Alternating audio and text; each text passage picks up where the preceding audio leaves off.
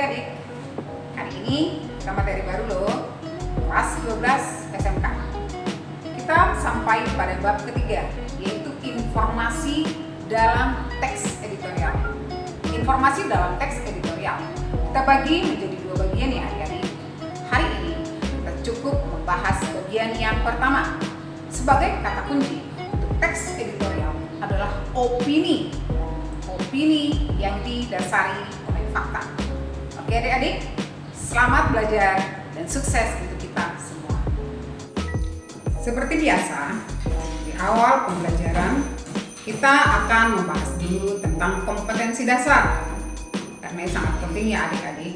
Kira-kira kompetensi dasar apa yang akan kita bahas ke depan nantinya. Kompetensi dasar dalam teks editorial adalah mengidentifikasi informasi, pendapat, alternatif, solusi, dan simpulan terhadap suatu isu dalam teks editorial. Menyeleksi ragam informasi sebagai bahan teks editorial, baik secara lisan maupun tulis. Sedangkan indikator yang akan kita bahas pada materi ini adalah 1. Mengidentifikasi informasi penting dalam teks editorial. 2. Menyeleksi ragam informasi sebagai bahan teks editorial. 3. Menganalisis struktur dan kebahasaan teks editorial. 4. Menyimpulkan informasi dalam teks editorial. 5. Merancang teks editorial. Pada bagian pertama ini, kita akan mulai pembahasan tentang apa dan bagaimana teks editorial. Secara singkat, teks editorial itu boleh saja disebut dengan teks opini. Namun demikian, teks editorial tetap harus dilengkapi dengan data dan bukti. Teks editorial menggambarkan isu aktual dan pandangan penulis terhadap isu tersebut. Berbagai isu terdapat di sekitar kita, sehingga kita perlu menyeleksi ketika menentukan sebuah isu untuk disajikan dalam teks editorial. Artinya, tidak semua isu perlu disampaikan dalam teks editorial. Begitu pula dengan penyajian pendapat atau pandangan terhadap isu tersebut. Oleh karena itu, penulis teks editorial akan memulainya dengan cara data peristiwa-peristiwa yang berkembang dalam masyarakat, kemudian menggambarkan isu aktual dan pandangan penulis. Dalam hal ini, teks editorial menjadi sarana informasi dan edukasi bagi publik atau pembaca.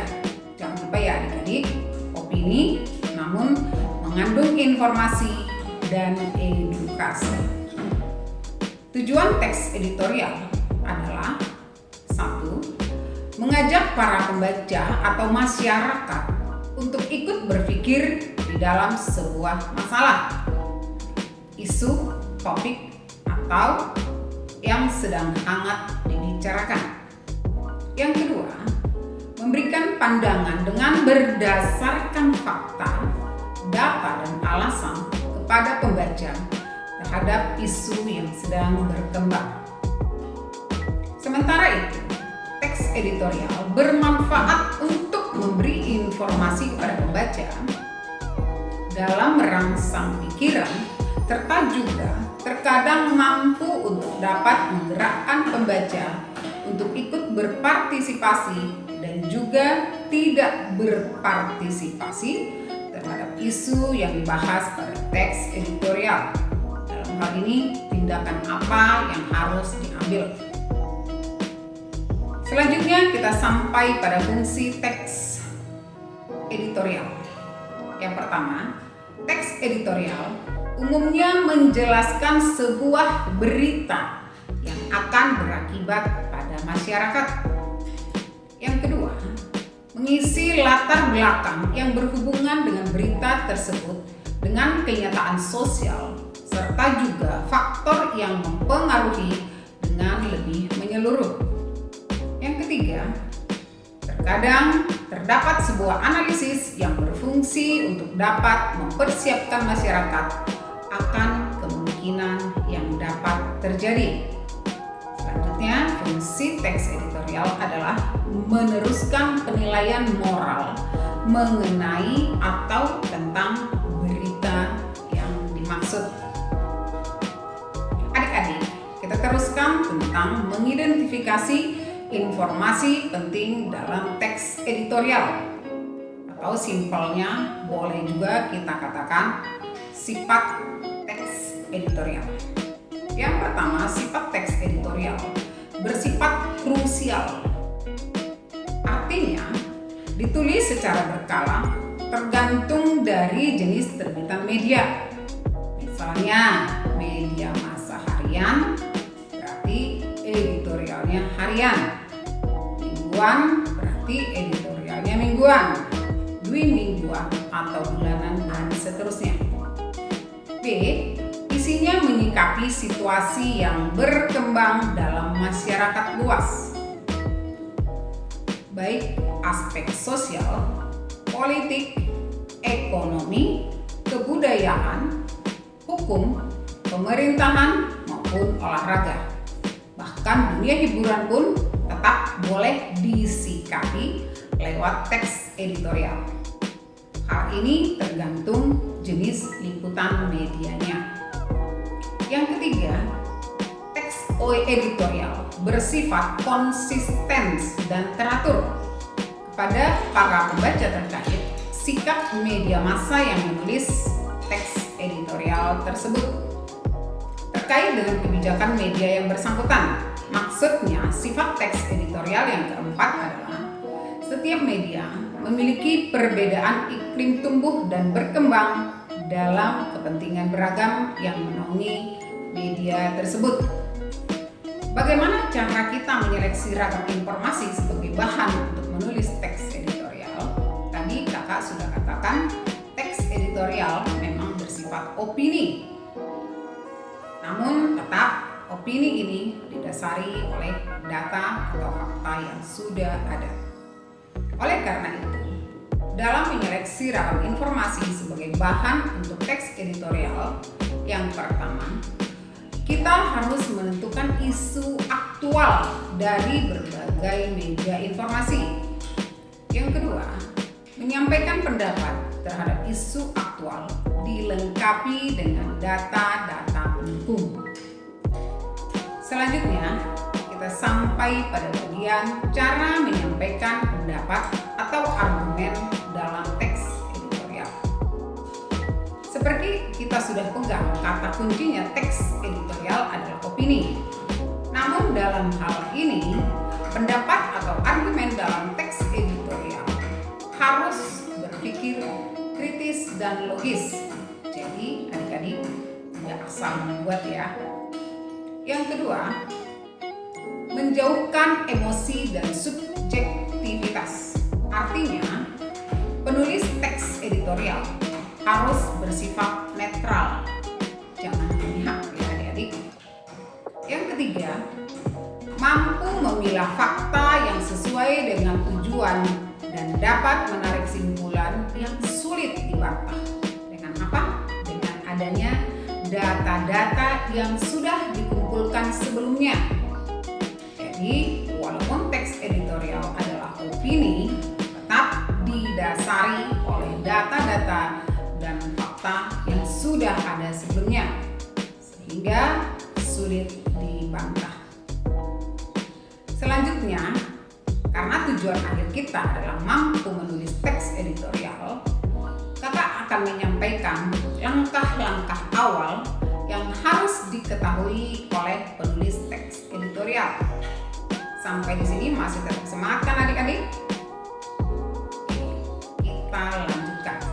Ada 8 langkah yang harus diketahui oleh penulis teks editorial pemula. Yang pertama, penulis teks editorial pemula harus memantapkan niat dan membangun semangat. Tentu saja, niat dan semangat. Yang kedua, penulis teks editorial pemula harus memperbanyak membaca. Kenapa adik-adik? Karena membaca dapat menambah pengetahuan. Membaca juga dapat membuat kita mengenal istilah-istilah baru, kata-kata baru, atau sesuatu yang sifatnya sesuai dengan teks editorial yang akan kita tulis. Yang ketiga, seorang penulis teks editorial pemula harus konsisten. Artinya, tetap pada jalur tertentu. Misalnya, apakah penulis ini memilih genre tentang musik, atau tentang budaya, atau tentang hot issue, atau hal-hal lain yang sifatnya ada fakta dan ada data. Yang keempat, seorang penulis teks editorial harus bisa memperluas pertemanan. Kalau perlu, ikut komunitas penulis di kota kamu, atau menghadiri acara bedah buku, atau mengikuti seminar menulis di berbagai kota. Kemudian, seorang penulis teks editorial pemula jangan malas mencari tahu. Sekarang di masa COVID ini, kita sering melihat iklan-iklan webinar atau yang disebut dengan seminar melalui web. Seorang penulis teks editorial pemula harus rajin mengikuti contoh-contoh seperti itu. Yang keenam, mulailah menulis. Jangan ditunda adik-adik. Jangan sampai takut, aduh saya belum bisa menulis banyak-banyak ini. Gak apa-apa, tulis aja sedikit demi sedikit. Yang ketujuh, disiplin. Artinya, untuk menjadi penulis, kita harus disiplin dan produktif. Kalau perlu, kita buat jadwal menulis secara teratur. Kemudian, jumlahnya harus terus meningkat hari demi hari. Misalnya, hari ini setengah halaman, besok 2 halaman, besoknya lagi 2,5 halaman, dan seterusnya. Yang terakhir, untuk calon pemula teks editorial, lebih baik mengikuti lomba menulis. Karena dengan lomba, kita dituntut untuk menciptakan karya baru dengan tema yang dilombakan.